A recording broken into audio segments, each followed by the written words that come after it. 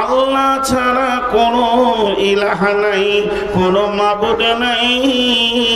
তার কারণ তোমার খেতে দেনেওয়ালা চাষ নয়, জমি নয়, দোকান নয়, স্কুল নয়, চাকরি নয়।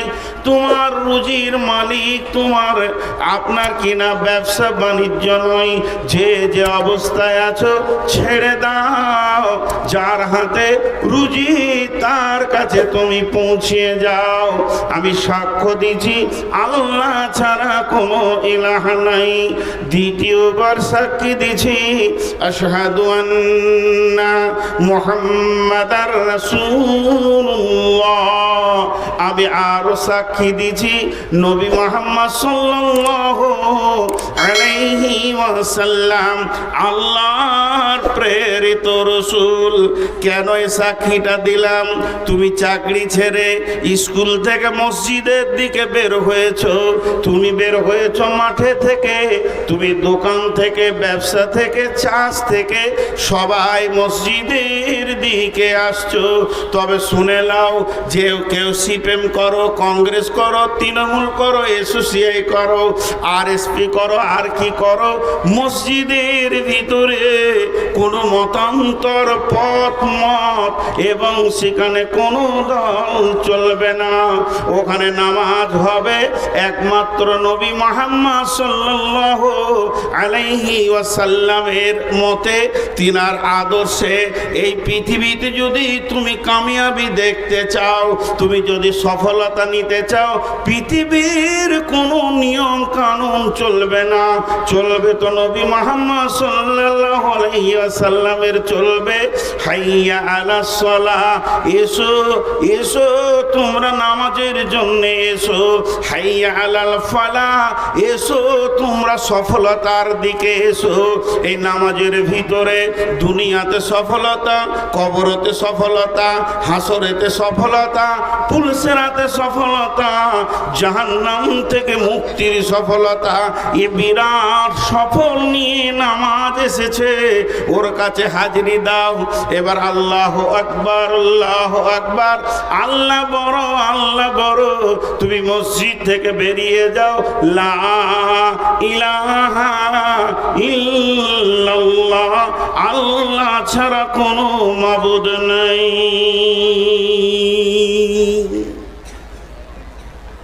আমি শর্টে বললাম, শর্টে।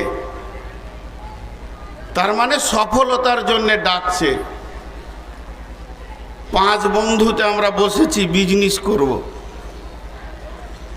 উদাহরণটা মন দিয়ে শুনেন। একজন বলছে পাথরের বিজনেস কর, লাভ আছে। আর একজন বলছে না,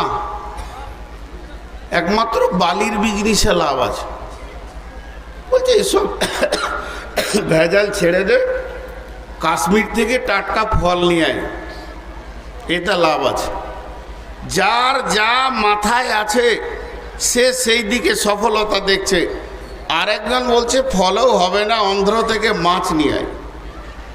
বিভিন্ন রকম তারা সফলতার রাস্তা খুঁজছে। কিন্তু আল্লাহ বলছেন সফলতা লুকিয়ে আছে নামাজের ভিতরে, সলাতের ভিতরে। তোমরা সফলতা নিবে তো এই দিকে এসো, আমার কাছে এসো।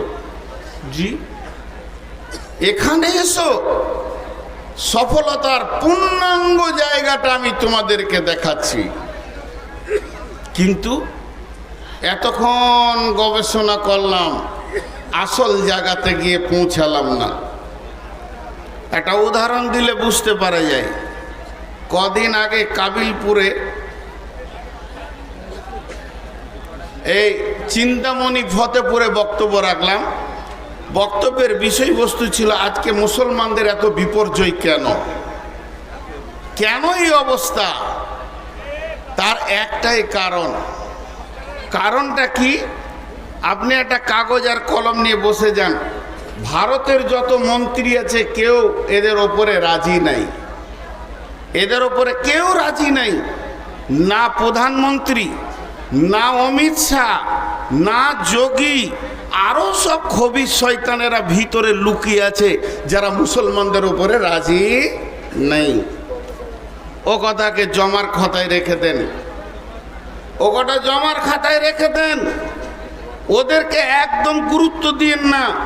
খালি একটা কথা এখানে উঠে একজন দাঁড়িয়ে বলে দিই, আল্লাহর কসম, আমার ব্যবহারে, আমার আচরণে, আমার চেহারায়, আমার আমলে আমার আল্লাহ রাজি আছে। বলে দেখ একজন, বলে দেখ একজন যে আল্লাহ রাজি আছে আমার উপরে। আমি চেয়ারে বসে মাইকে কথা বলছি, আমি নূর মোহাম্মদ আল্লাহর কসম করে বলছি, আমি নিজের ব্যাপারে সন্দেহ করি যে আমার আল্লাহ আমার উপরে রাজি আছে কিনা। তবে আমি আশা রাখি আমার আল্লাহ রাজি থাক। তাহলে আল্লাহ রাজি নেই। আল্লাহ তাবারাক ওয়া তাআলা বলছেন, ফালিয়াবুদু রব্ব হাযাল বাইত আল্লাযী আত'আমাহুম মিন জু'ইন ওয়া আমানাহুম মিন খাউফ।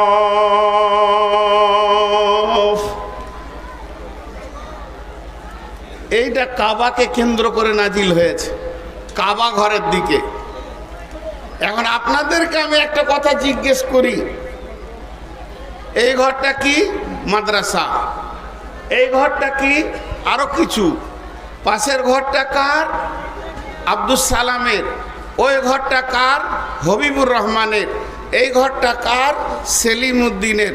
সব ঘরের মালিকের নাম বলছেন আপনারা। একবার মসজিদের দিকে যদি আঙুলটা দিয়ে বলি, ঘরের মালিকের নাম কি? জোরে বলেন, ঘরের মালিকের নাম কি? এটা জোরে বলা হলো।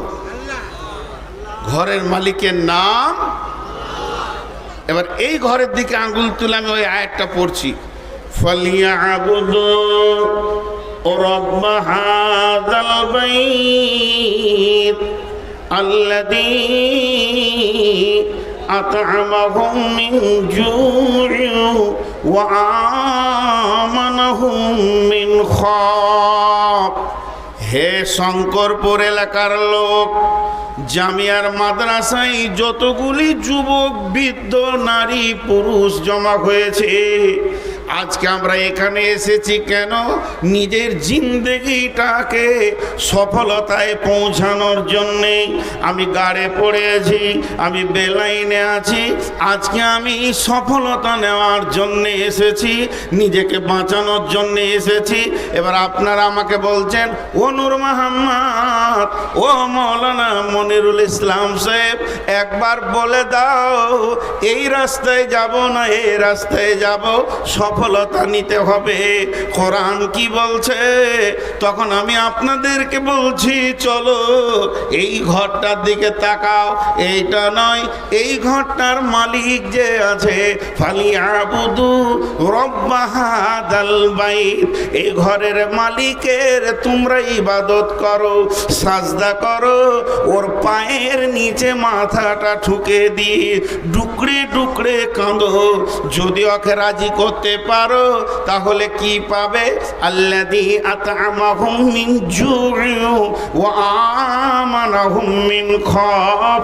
ওই লোক সঙ্গে সঙ্গে নগদ দুটি জিনিস দিবে, তোমাদের অভাবগুলো দূর করে দিয়ে তোমাদেরকে বরকতের ডালি ভরে দেবে। আর কি দেবে? পৃথিবীর কোনো শক্তি তোমাদের গায়ে হাত দিতে পারবে না। উনি আমান দেবেন, মানে নিরাপত্তা দেবেন। বলেছেন যে আমি তোদের নিরাপত্তার দায়িত্ব নিলাম।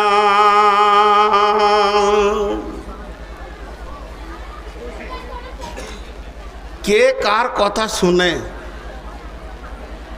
আপনারা একটু বোঝার চেষ্টা করেন। আমার বড় ভাই আপনাদেরকে আল্লাহর কথাটা তর্জমা করে শুনিয়ে দিলেন, চল বাঁচবি, বিজেপি মারবে না, বজরং মারবে না, শিবসেনা মারবে না, তৃণমূলও তোর বিরুদ্ধে কিছু করতে পারবে না, কলকাঠিটা তার হাতে আছে, চকে রাজি করে নি সবাই মিলে। তখন যুবকের দল বলছে, ছাড় ওর ভ্যাড় ভেড়ানি কথা, পার্টিতে ভালো করে জম, পার্টিকে দাঁড় করাতে হবে, তবেই জানে বাঁচবি। তৃণমূল যদি থাকে তাহলে মুসলমানদের রেহাই আছে, এটা বলা শিরকের কথা। একমাত্র আল্লাহ বাঁচাবে, কিন্তু ওটা কানে নিলাম না। একটা উদাহরণ দিলে বুঝতে পারবেন। উদাহরণ, 3 বন্ধুতে বোম্বাই গিয়েছে বেড়াতে। গোটা বোম্বাই 3টে হলো হাড় কিপটে মাল, 1 টাকা খরচা করে না। হেঁটে হেঁটে বোম্বাই ঘুরছে, হেঁটে হেঁটে ঘুরে খালি দেখছে, এই দেখছে ওই দেখছে। রাত যখন 12টা তখন বলছে এবার শুই। কোথা শুবি? যেখানেই যেছে পুলিশে মারছে। তাহলে একটা হোটেলে যেতে হবে। একটা হোটেলে গিয়ে বলছে ভাই রুম খালি আছে, বলে বুকিং। আর একটা গেল বুকিং, বেজে গেল 1:30টা। হোটেলওয়ালা বলছে ভাই একটাই সিট খালি আছে, সেটা হলো প্রায় 50 তলা উপরে, লিফটটা খারাপ। ওখানে যদি চাবিটা লেন দিতে পারবো, ওখানটা দিতে পারবো, হলো ভাড়া যাই হোক দেবেন, যেটা মন যাবে দেবেন, থাকবেন। 3 বন্ধুতে বলছে চ, উঠতে যা সময় লাগবে, একবারে বেলা 3টে পর্যন্ত ঘুমিয়ে নিয়ে শোধ করে নিব, চ। আর ভাড়া তো যা ইচ্ছা। 2 জন গল্প বলছে উঠছে, গল্প বলছে উঠছে। আর মাঝে একটা তোতলা আছে, তোতলা, ও খালি মাঝে মাঝে বলছে শোন শোন বলছে। তখন এরা 2 জন বলছে চুপ, আবার গল্প, আবার গল্প, আবার গল্প। আর এই যখনই বলছে শোন চুপ, এর কথা লেই না। এই করতে করতে 69 তলা চলে গেছে, আর 1 তলা আছে। সিঁড়ির কোণে দাঁড়িয়ে লম্বা লম্বা নিঃশ্বাস নিচ্ছে, দে বলছে আচ্ছা তোতলার কথাটা একবার শুনি, বল। বলছে শোন, যে চাবি আনা হয় না। এতক্ষণে শুনলি বাপ, এতক্ষণে শুনলি রে, চাবিটাই আনতে ভুলে গেছে। আল্লাহ তাবারক ওয়া তাআলা বলছেন তোদের সফলতা পৃথিবীর কোন রাজনৈতিক দল দিতে পারবে না। তোদেরকে শান্তি দেবে কে? তোরা শান্তি পাবি কোথায়? ওয়াদাল্লাহুল্লাযীনা আমানু মিনকুম ওয়া আমিলুস সালিহাতি লা ইস্তাখলিফান্নাহুম ফিল আরদি কামা ইস্তাখলাফাল্লাযীনা মিন ক্বাবলিকুম। একটু ধ্যান দিই কথাটায়, আপনারা আমার সঙ্গে উত্তর দেন। গোটা কোরআনে একটা মিথ্যা আছে, আস্তাগফিরুল্লাহ, একটা জের যাবার ভুল আছে। আল্লাহ একটাও, বলতে লজ্জা লাগছে কিন্তু বোঝানোর জন্য বলছি, কোনো ভুল কথা বলেছেন কোরআনে? জি না, সব ঠিক। এবার বলেন, আমি ওয়াদা করলাম আজকে জালসায় আসব, এই ওয়াদাটা আমি রক্ষা করেছি না আল্লাহ আমাকে তৌফিক দিয়েছেন? আল্লাহ তৌফিক দিয়েছেন। আল্লাহ যদি তৌফিক না দিত তো রাস্তায় পড়ে থাকতাম। তাহলে মানুষ যে যা ওয়াদা করবে, তৌফিক চাইতে হবে আল্লাহর কাছ থেকে, সাহায্য চাইতে হবে সেটা পুরা করার জন্য। কিন্তু আল্লাহ যদি ওয়াদা করেন, জোরে বলেন, আল্লাহ যদি ওয়াদা করেন, আল্লাহ কি কারো কাছে তৌফিক চাইবে? না, আল্লাহ নিজেই সক্রিয়। আল্লাহর ওয়াদা ফেল হবে এরকম মনে হচ্ছে কাউকে? এতটি লোক একজন হাত তুলে বলেন যে হ্যাঁ আল্লাহর ওয়াদা ফেল হতে পারে। হবে না। সেই আল্লাহ কি ওয়াদা করছে দেখেন, ওয়াদাল্লাহুল্লাযীনা মিনকুম ওয়াদাল্লাহুল্লাযীনা মিনকুম। আল্লাহ তাবারক ওয়া তাআলা বলছেন আমি তোদের সঙ্গে ওয়াদা করছি রে, যিনি আমাদের মাবুদ, যিনি আমাদের রব, যিনি সত্যর সত্য, মহাসত্য, তার উপরে সত্য কিছু নাই, সত্যের শেষ আল্লাহ। সে রব বলছেন ওয়াদাল্লাহুল্লাযীনা মিনকুম ওয়া আমিলুস সলিহাতি। রে মুসলমান, তোরা ভালো আমলে ঢুকে যা। যখনই তোরা ভালো আমলে ঢুকে যাবি, যখনই তোরা তওবা করে নিবি, 100তে 100 জন মসজিদের ভিতরে ঢুকে যাবি, তা আমি কি করব? লা ইয়াস্তাকলিফান্নাহুম ফিল আরদি কামাস্তাকলাফাল্লাযীনা মিন ক্বাবলিকুম। যেমন আমি পৃথিবীতে পূর্বে বিজয়ী দেখিয়েছি, আজকেও তোদেরকে বিজয়ী দেখাবো। অর্থাৎ শুনেলে, আজকে রাত্রিতে যখন ঘুমাবি তখন দেখবি ভারতবর্ষের গদিতে একজন হিন্দু RSS বেঈমান বসে আছে। সকালবেলায় উঠবি তো দেখবি একটা পাক্কা ইমানদার 5 ওয়াক্তের মুসাল্লি বসে আছে। আমাকে কোনো ব্যালট লাগবে না, আমাকে কোনো ভোট লাগবে না, আমাকে ইলেকশন লাগবে না। আমি রফ সেকেন্ডের ভিতরে হুকুমতকে, ক্ষমতাকে চেঞ্জ করে দিতে পারি, যেমন এর পূর্বে করেছিলাম। কেমন করে করবে? মনে মনে হচ্ছে কেমন করে করবে, কেমন করে করবে। আল্লাহকে বেশিক্ষণ লাগে না। বাহরাইন সম্রাটের যদি ঘটনাটা লম্বা, আমি ধরছি না। একজন সাহাবী 30 জন সঙ্গে করে নিয়ে, 29 জনকে সঙ্গে করে নিয়ে 30 জন যখন সম্রাটের দরবারে পৌঁছালো রসুলের চিঠি নিয়ে, শুধুমাত্র একজন সাহাবীর চরিত্র দেখে, এদের ব্যবহার দেখে বাহরাইন সম্রাট কালেমা পড়ে নিলেন। তো আল্লাহ তাবারাক ওয়া তাআলা এতগুলি মুসলমানের মুখ পানে তাকিয়ে মুদিকে আল্লাহ হেদায়েত দিয়ে দিলেন। ওই থাকবে, ওকে আল্লাহ হেদায়েতের দরজা খুলে দেবে। যে উমর রসুলের জান আনতে গেছিল, সেই উমর রসুলের পাহারাদার হয়ে গেল সারা জীবন। এটা আল্লাহকে বেশিক্ষণ লাগে না। কিন্তু আমাদের কামিয়াবি খুঁজছি আমরা অন্য জায়গায়, আছে যে জায়গায়, সে জায়গায় আমরা খুঁজছি না। জি, আল্লাহ আবার কেমন বলছেন দেখেন। আল্লাহর কথাগুলো কত সুন্দর, কত রচনা শৈলী সুন্দর। বিসমিল্লাহির রহমানির রহিম। والشمس وضحاها والقمر إذا تلاها والنهار إذا دلاها والليل إذا يغشاها والسماء وما بناها والأرض وما طحاها ونفس وما سواها فألهمها فجورها وتقواها قد أفلح من زكاها وقد خاب من دساها।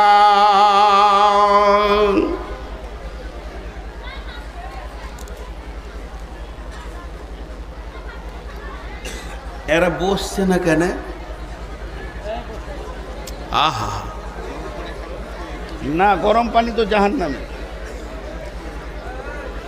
আসলে এদের করে আব্বা বলেছে, বসবি না রে বাপ, বংশ পরিচয় নষ্ট হয়ে যাবে। তোর দাদাও বসেনি, আমি কোথাও বসিনি, তুইও বসবি না। বংশ ঠিক রাখতে হবে। দাঁড়িয়ে থাকেন। কথাটা দেখেন, ইনি আমার অনেক মহব্বতের মানুষ, ওনাকে দিয়ে উদাহরণটা দিচ্ছি। উনি আমাকে বলছেন যে, নূর মোহাম্মদ ভাই, আপনি 2টা মিষ্টি খান, আর আমি সুগারের রুগী। ঠাট্টা করছেন আমার সঙ্গে। তো আমি বললাম যে না, খাবো না। আবার বলছে 2টা খান। তখন একটু রেগেছি হালকা, বললাম তো খাবো না।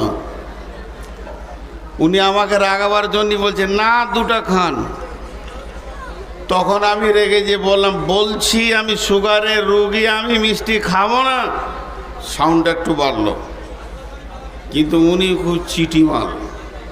বলছে এখানকার রসগোল্লা ভালো, 2টো খান। তো রেগে বললাম তো খাবো না, বারবার বিরক্ত করেন কেন? দিয়ে এবার আমি কসম খাচ্ছি, আল্লাহর কসম, আমি আজকে এখন এই টাইমে রসগোল্লা খাবো না। উনি বুঝে নিয়েছেন যে মাল খুব রেগেছে, কসম খেয়েছে। জি, বুঝতে পেরেছেন? এরপরে আবার বলছেন তাহলে 2টো খান। তখন আমি রেগে একসাথে কটা কসম করছি, আল্লাহর কসম, আল্লাহর কসম, আল্লাহর কসম, আল্লাহর কসম, আল্লাহর কসম, আল্লাহর কসম, আল্লাহর কসম, আল্লাহর কসম, আল্লাহর কসম, আল্লাহর কসম, আল্লাহর কসম, আমি খাবো না। কটা কসম খেলাম? 11টা। কটা? কেন 11টা কসম খেলাম? মানুষ কখন 11টা কসম খায়? কখন ঘন ঘন বলে আল্লাহর কসম, আল্লাহর কসম, আল্লাহর কসম? এটা কখন বলে? কথাটা বোঝাতে পারলাম? একবার হ্যাঁ না বলেন, বোঝাতে পারলাম? যখন অত্যাধিক রেগে যায়। আচ্ছা আপনারা বলেন, আল্লাহ যদি কোনো কথা বলেন তা আল্লাহর একবার কসম খেলেই তো যথেষ্ট না? আল্লাহকে ওই আমাদের মতো বেশি খেতে হবে? কিন্তু আল্লাহ একবার খেলেই যথেষ্ট। আল্লাহ যদি বলেন এই ওঠ তোরা, তা আমাদেরকে এক্ষুনি উঠতে হবে, হবে কি হবে না? আল্লাহ যদি বলেন এখন যে ওঠ, তা আমরা উঠবো কি উঠবো না? সবাই উঠে যাব, আর বসে থাকবো না, কারণ আল্লাহ বলেছেন। কিন্তু ওই আল্লাহ যদি কসম করে বলে যে তোকে কসম দিচ্ছি ওঠ, তাহলে আরো গুরুত্ব আছে। আর সেই আল্লাহ 11টা কসম খেয়েছেন। কি ব্যাপারে কসমটা খেয়েছেন? কি এমন দামি গুরুত্ব জিনিস, কতটা প্রয়োজন? আল্লাহ 11 বার কসম খেয়েছেন। খালি এইটাতে মাথাটাকে 2 মিনিট ঘোরান। ওরে সুবহান আল্লাহ, এটা কোনো মাওলানা কসম খায়নি, এটা কোনো নবী কসম খায়নি, এটা কোনো জিব্রাইল কসম খায়নি, এটা কোনো ফেরিস্তা কসম খায়নি, এটা কোনো সাইকুল হাদিস কসম খায়নি।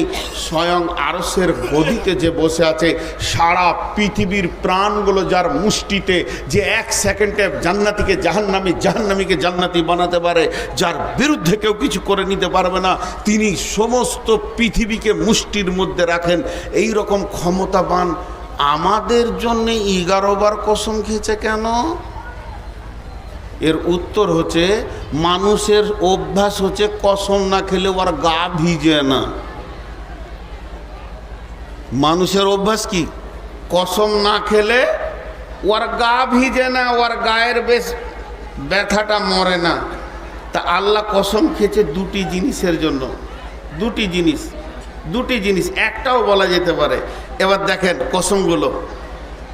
বিসমিল্লাহির রহমানির রহিম। والشمس وضحاها والقمر إذا تلاها والنهار إذا جلاها والليل إذا يغشاها والسماء وما بناها والأرض وما طحاها ونفس وما سواها فألهمها فجورها وتقواها। আল্লাহর 11টা কসম খাওয়া হয়ে গেল। ছোট্ট মতো কথা, এইটুকু কথার জন্য এতগুলি কসম। সেই কত কথাটা কি? কদ আফলাহা মান যাক্কাহা ওয়া কদ খাবা মান দাসাহা। বাস, কদ আফলাহা মান যাক্কাহা ওয়াকাদ খাবা মান দাসাহা।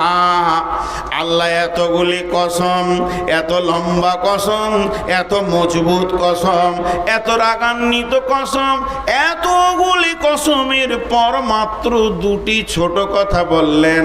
1 নম্বরে বললেন যে লোকটা পাক হবে, পাক মানে পবিত্র থাকবে, সে সফলতা পেয়ে যাবে। আর যে লোকটা না পাক থাকবে, ওই লোকটা ফেঁসে যাবে, ওই লোকটা একদম বিপদে পড়ে যাবে, ও সফলতা পাবে না।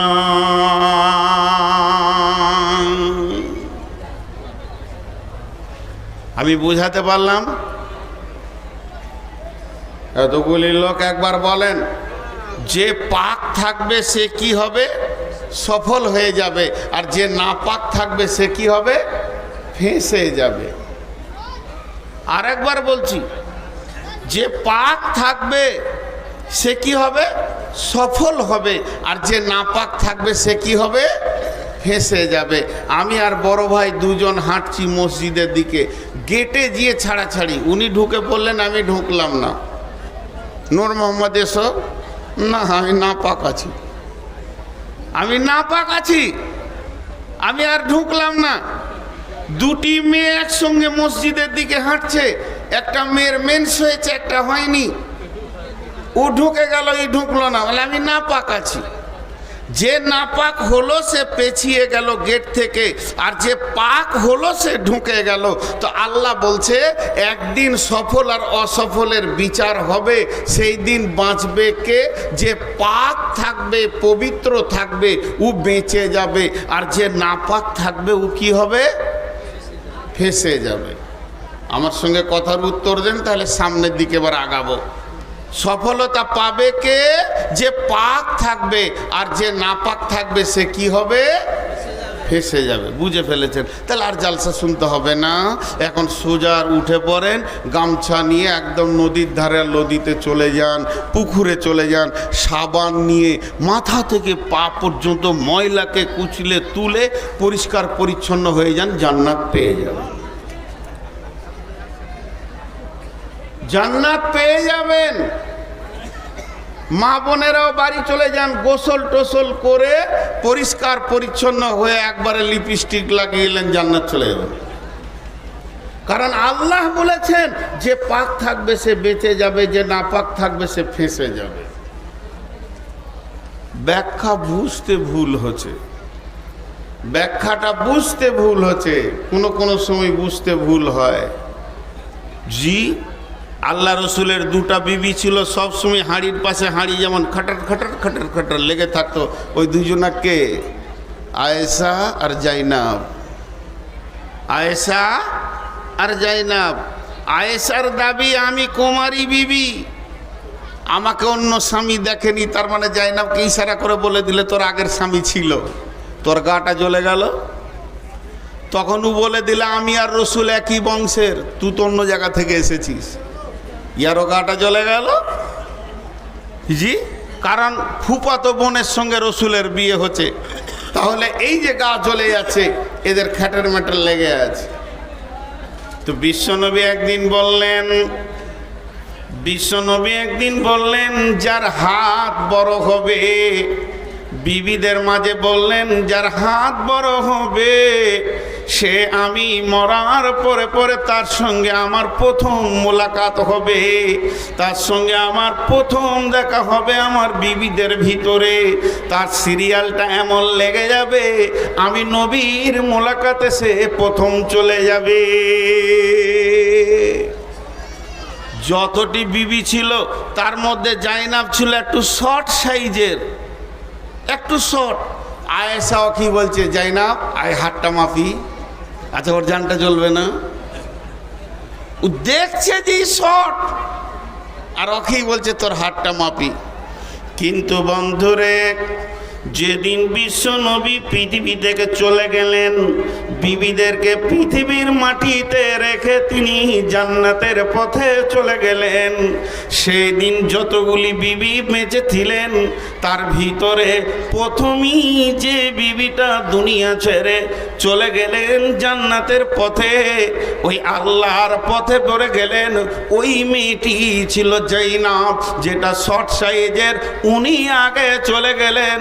যেদিন উনি মারা যান, ওই আয়েশা যে বারবার ওর হাত মেপেছিল, সে আয়েশা জাইনাবের মাথার কাছে বসে বলছে, বুবুরে তুমি আগে রসুলকে পেয়ে গেলে, তুমি আগে চলে গেলে, আমাদের ব্যাখ্যাটা বুঝার ভুল ছিল। আমরা ভেবেছিলাম যার এই চামড়া হাড্ডির মাংসের হাতটা যার বড় হবে, কিন্তু আসলে হিসাব করে দেখছি নবীর বিবিদের ভিতরে জাইনাবের মতো দানি কেউ ছিল না, খালি সব উজাড় করে দান করে দিত। আজকে ব্যাখ্যাটা বুঝলাম, যার দানের হাত বড় হবে সে আগে যাবে। তাহলে এখানে পাক আর না পাক বলতে কি? আল্লাহ তাবারাক ওয়া তাআলা বলছেন, আম্মা জান আয়েশা বলেন, ইয়া রাসূলুল্লাহ আমাকে পবিত্র হওয়া শিখিয়ে দেন। আমি তো মহিলা মানুষ, আমাকে এত সুন্দর করে পবিত্র হওয়াটা শিখিয়ে দেবেন, আমি যেন পাক হতে পারি, আমি যেন পবিত্র থাকতে পারি। তখন বিশ্বনবী বলেন, আয়েশা রে, সব থেকে বড় পবিত্র হলো রুজিকে পাক করা, রুজিকে পাক করা, হারাম থেকে নিজেকে বাঁচানো। তার কারণ হচ্ছে শরীরে যদি ময়লা লেগেও যায় সাবান দিয়ে ধুলে পাক হয়ে যাবে। আপনি আমি যদি না পাকও হয়ে যাই তাহলে গোসল করলে পাক হয়ে যাব, কিন্তু হারামখোর কোনো দিন মহাসমুদ্রে ডুবে থাকলেও পাক হবে না। হারামখোরকে পাক করার একটাই রাস্তা, ও আমার মা, ওরে আমার বোন, সোনার ভিতরে খাদ ঢুকে গেলে যতক্ষণ পর্যন্ত অ্যাসিডে বা আগুনে না নিয়ে গেছে আসল সোনা বের হবে না। হারামখোরকে পবিত্র একটা জিনিসে করতে পারবে, তার নাম হলো জাহান্নামের আগুন। এর জন্য আমার আল্লাহ বলছেন, পৃথিবীর বুকে যত হারাম আছে তার থেকে তুই নিজেকে বাঁচা। খবরদার হারামের দিকে যাবি না, হারাম খাবি না, হারাম চিন্তা করবি না।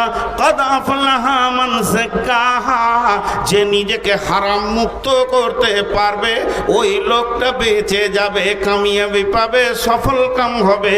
ওয়াকাদ খাবা মান দাসাহা, আর যে লোকটা হারামের সঙ্গে গোলতাল মিলিয়ে জীবন কাটাবে ওই লোকটা কোনোদিন পাক হতে পারবে না।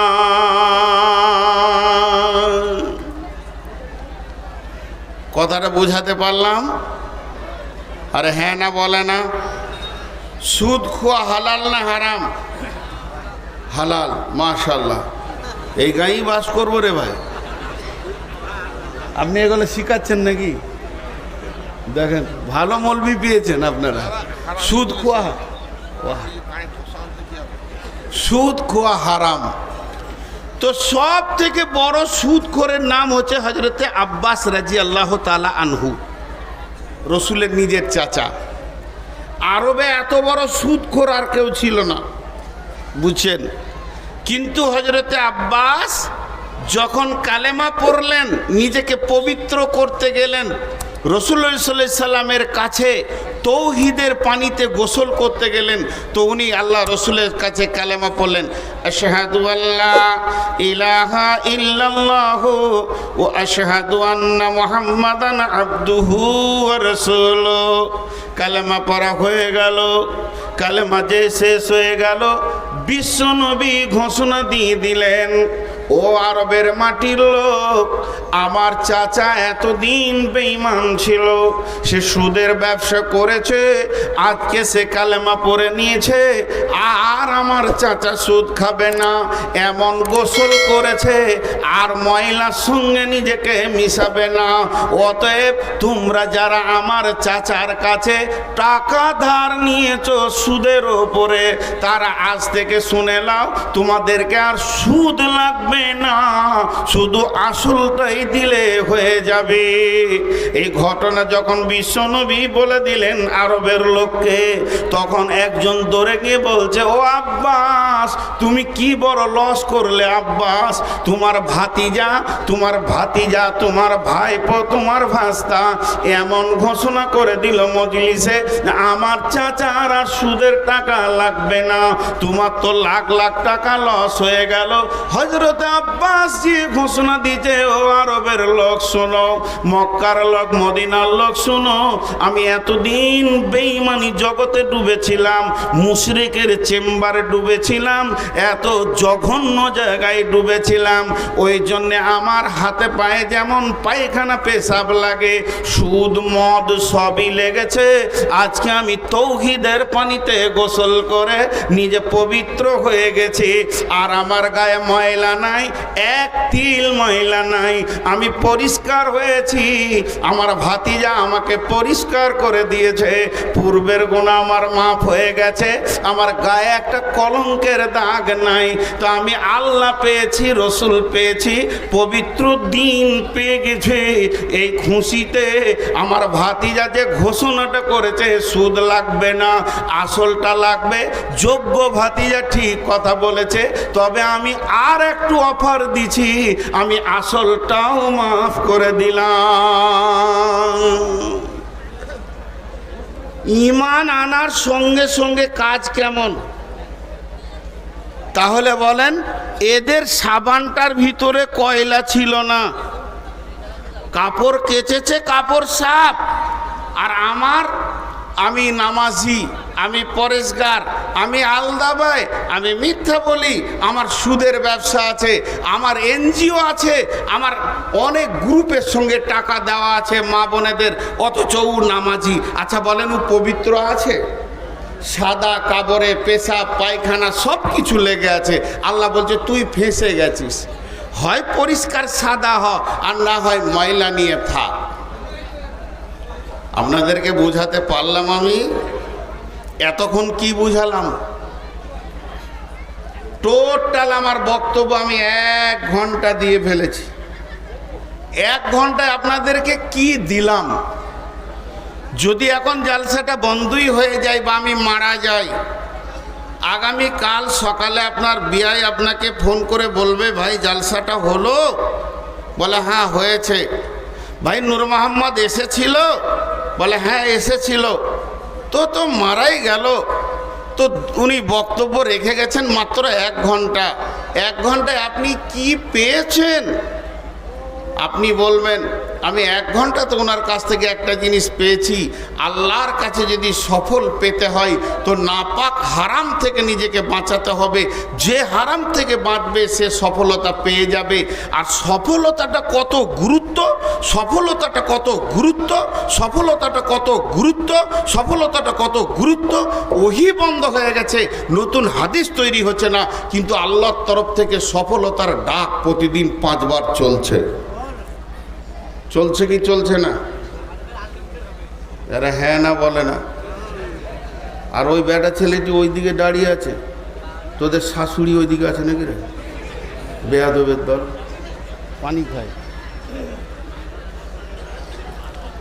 আছে বলে। বাস আর কতক্ষণ? 10 মিনিট যাবে আমার কতক্ষণ? তার কত? ওগুলো বকেন না তো। আর কত? আমাকে তো দুটো কালেকশনও করতে হবে, সময়টা বলবেন তো সেরকম করে হবে। দেখেন উঠছেন কে? ওই মিয়া বইয়াসান, বাংলাদেশের ভাষা। জি বসেন বসেন। হ্যাঁ কি হলো? ওরা বসবে না, বসিয়েন না ভাই, হাতগুলো ধরে বলছি। যদি বসে যান তো আপনাদের মান সম্মান চলে যাবে, কারণ আপনার বাপদাদারা জীবনে বসে নাই। ওই মোবাইলওয়ালা তুই আগে বস। আর এখানে মোবাইলওয়ালারা এমন করে মোবাইল দিয়েছে, সাবুদ্দিন এটা মোবাইলওয়ালা এদিকে আনতে আনতে কত দূর এনেছে, এখানে রাখলেই হতো। আর বলবো না কিছু। জি আপনারা আমার সঙ্গে 2-3টি প্রশ্ন করে আমি জানবো যে এতদূর কি বুঝলেন। সফলতার ডাক বন্ধ হয়েছে? বলেন বন্ধ হয়েছে? আর যে নিজেকে সমস্ত হারাম থেকে মুক্তি করতে পারবে সে বেঁচে যাবে, সফলতা পাবে। আর যে গোলতাল মিলিয়ে থাকবে ও পাবে না। এই পর্যন্ত বক্তব্য হলো। জি না আর আধ ঘন্টা না না 15 মিনিট যায় না, এরকম করিয়েন না। তাহলে এটাই শেষ বছর আপনাদের সঙ্গে।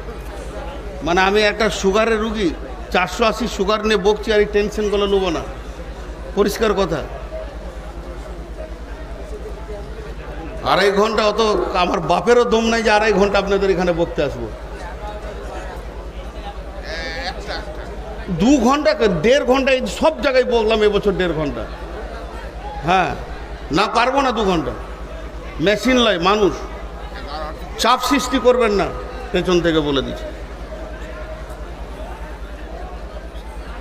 তাহলে আপনারা কি হলো? জি বলেন, কিছু বলছেন? আপনাকে জিজ্ঞেস করছি, কিছু বলছেন? আমাদের কমিটি 11 থেকে এক করেছে। বলেন তো কোথায়? আচ্ছা, আপনারা বসেন, সকলে একবার বলেন সুবহানাল্লাহ, আলহামদুলিল্লাহ, ওয়ালা ইলাহা ইল্লাল্লাহ। তো এতদূর যা বকলাম, সফল অসফলের কথা বললাম, তাহলে আমরা সকলেই নিয়ত করি সফলতা লিব ইনশাআল্লাহ। মাঝে একটা দাওয়াত আপনাদেরকে দিই, 30 সেকেন্ডের মতো বা 1 মিনিটের মতো, এটা বক্তব্যের বাইরে। কারণ রাসূলুল্লাহ সাল্লাল্লাহু আলাইহি সাল্লাম রমজানের 6 মাস আগে থেকে দাওয়াত দিতেন এবং রমজানের প্রস্তুতি নিতেন। আমাদের রমজান আর খুব বেশি 28 দিন মতো আছে নাকি, 1 মাস নেই। তো সকলকে আমি রোজা রাখার দাওয়াত দিচ্ছি এবং আমিও রোজা রাখবো। আল্লাহ আমাদের প্রত্যেককে রোজা রাখার তৌফিক দান করুন। রোজা রাখবো ইনশাআল্লাহ, জোরে বলেন ইনশাআল্লাহ। স্বতঃস্ফূর্তভাবে খুশিতে রোজা রাখবো ইনশাআল্লাহ। যে রোজা রাখবেন না হাত তুলেন।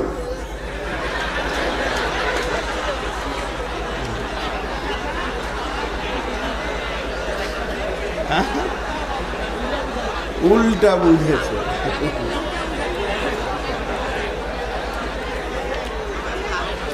জি ইনশাআল্লাহ রোজা রাখবো। বাস এটাই আমার ছিল আপনাদের কাছে রোজার দাওয়াত। আপনারা আমার জন্য দোয়া করবেন যেন আমি সুস্থ হালে ভালোভাবে রোজা রাখতে পারি। আপনাদের জন্য আমি দোয়া করব যেন আল্লাহ আমাদের প্রত্যেককে সুস্থ হালে সুন্নতে রসুলের ওপরে আমার নবী যেমন করে রোজা রেখেছেন ওইরকম রোজা রাখার তৌফিক দান করুন, আল্লাহুম্মা আমিন। এবার আল্লাহ কি বলছেন, আমার হাতের দিকে তাকাবেন সকলে। বিসমিল্লাহির রহমানির রহিম। আলিফ লাম মিম। যালিকাল কিতাবু লা রাইবা ফীহি হুদাল লিল মুত্তাকিন আল্লাযীনা ইউমিনুনা বিল গায়বি ওয়া ইউকিমুনাস সালাতা ওয়া মিম্মা রাযাকনাহুম ইউনফিকুন والذين يؤمنون بما أنزل إليك وما أنزل من قبلك وبالآخرة هم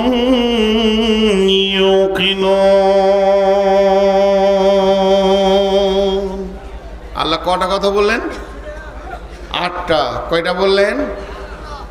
সবাই বলি কয়টা বললেন? 8টা। 8টা কথা বলার পর আল্লাহ কি বলছে দেখেন, উলাইকা আলা হুদাম মির রাব্বিহিম ওয়া উলাইকা হুমুল মুফলিহুন।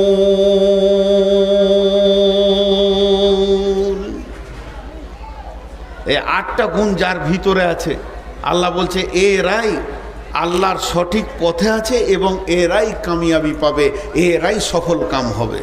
কে বললেন? তাহলে আমাদের ভিতরে কটা গুণ থাকতে হবে? 8টা। এই 8টা গুণ যার ভিতরে আছে, 8টা জিনিস যে হৃদয়ের ভিতরে আনতে পেরেছে, কিছু আমল আছে, কিছু ঈমান আছে, এইগুলো টোটাল 8টা জিনিসকে নিয়ে নিজের জীবনে বাস্তবায়ন করেছে। আমার আল্লাহ বলছেন পৃথিবীর কোনো লোক বলেনি আমাকে সারা দুনিয়া যদি আঙ্গুল তুলে বলে যে নূর মোহাম্মদ তুই বেঈমান, আমার আল্লাহ বলছে তুই ইমানদার, কোনো টেনশন নেই। আর গোটা দুনিয়া যদি বলে তুই ইমানদার আর আল্লাহ যদি বলে বেঈমান, তো টেনশনের শেষ নাই। তো আমার আল্লাহ বলছে তোকে যে যা বলবে বলুক, আমি বলবো তুই ঠিক আছিস এবং তুই সফলতা পেয়ে যাবি। কে বলছেন? সকলে আল্লাহর নামটা জোরে নেব না আস্তে? কে বলছেন? মাশাআল্লাহ। এবার 8টা গুনিয়ে দিই আপনাদেরকে। আলিফ লাম মিম, এগুলো হরফে মুকাত্তাআত, এগুলো কাটা কাটা হরফ। এক একটা অক্ষরে 10টা করে নেকি আছে। আর এর মূল তথ্য একমাত্র আল্লাহ ছাড়া কেউ জানে না। ওয়াল্লাহু আ'লামু বিমুরাদি।